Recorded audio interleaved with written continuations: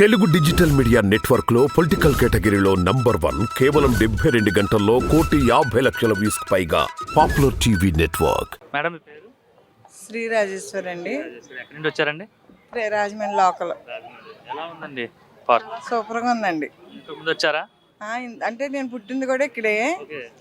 నేను ఇప్పుడు ఎలా ఉంది రాజమండ్రి? ఇప్పుడు ఎలా ఉంది? ఇప్పుడు ఇంతగా లేదండి. ఇప్పుడైతే బాగుంది. ఈ ప్రభుత్వంలో చాలా బాగుంది. భర్త గారు బాగా చేశారు, డెవలప్ చేశారు. చాలా బాగుందండి. నా చిన్నప్పుడు అయితే చాలా అసలు చూడడానికి ఏదోలా ఉండేది, భయపడే వాళ్ళం కూడా ఇక్కడికి రావడానికి. ఇప్పుడైతే చాలా వండర్ఫుల్గా ఉంది. నిజంగా భర్త చేశారా ఏంటి? మీరు నిజంగా భర్త అంటే ఇప్పుడు జనరేషన్ బట్టి కొంచెం ఆయన చేస్తున్నాడు పనులు నిజంగానే? చేస్తున్నారు. ఇంకేనా వీడియోలు చేసుకుంటున్నాడా? లేదండి, చేస్తున్నారు. పర్వాలేదు, చేస్తున్నారు. అంటే గతంలో ఉన్న లీడర్లకి ఈయనకి తేడా ఏంటి?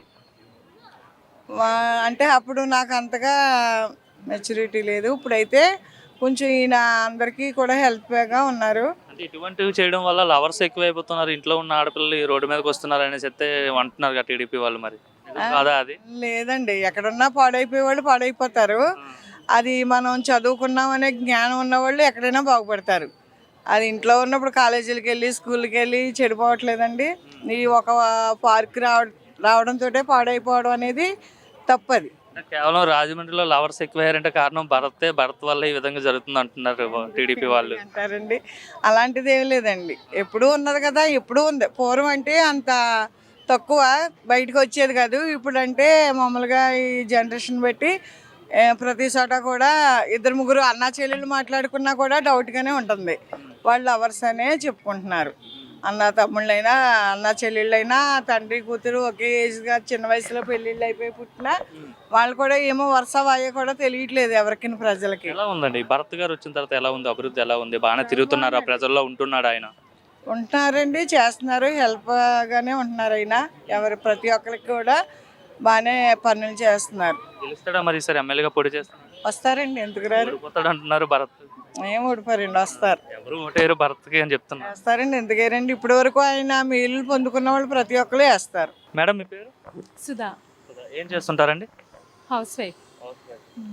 రాజమండ్రి అండి మీది? చాగల్లు. ఓకే, వస్తుంటారా రాజమండ్రి అప్పుడప్పుడైనా? ఎలా ఉంది రాజమండ్రి? ఏమైనా చేంజ్ వచ్చిందా రాజమండ్రి? అప్పట్లానే ఉందా? లేదు, కంప్లీట్ చేంజ్ వచ్చింది. నేనైతే అబ్జర్వ్ చేశాను. అండ్ కంపల్సరీ వచ్చి మేము యూట్యూబ్లో చూసాము. బట్ ఇప్పుడు చూడగానే కొంచెం బాగా అనిపిస్తుంది. అండ్ పిల్లలు అయితే బాగా ఎంజాయ్ చేస్తారు. అంతే. ఇంకేమొచ్చా చేంజ్? సిటీ ఏమైనా, రాజమండ్రి సిటీ ఏమైనా మార్పు వచ్చిందా? చేంజ్ అయితే వచ్చింది. పర్టికులర్గా ఏం చెప్పాలో తెలీదు, బట్ చేంజ్ అయితే అబ్జర్వ్ అవుతుంది. ఎవరు చేశారు అంటారు ఇదంతా? అంటే మార్గాని భరత్ సార్ అని విన్నాను టాక్, అంతకు మించి ఐడియా లేదు. తెలుసా మార్గాని భరత్ మీకు? తెలుసు, చూసాం. ఆయన టీవీలో చూసారా లేదంటే బయట చూసారా? రియల్గా కూడా 1 or 2 times చూసాం, అంతే. ఎట్లా ఆయన బయటకే రావడంటున్నారు, మీరు ఎక్కడ చూసేసారు ఆయన్ని? లైక్ జస్ట్ కాన్వాయ్లో వెళ్తుంటారు కదా, అలా చూసాం అంతే.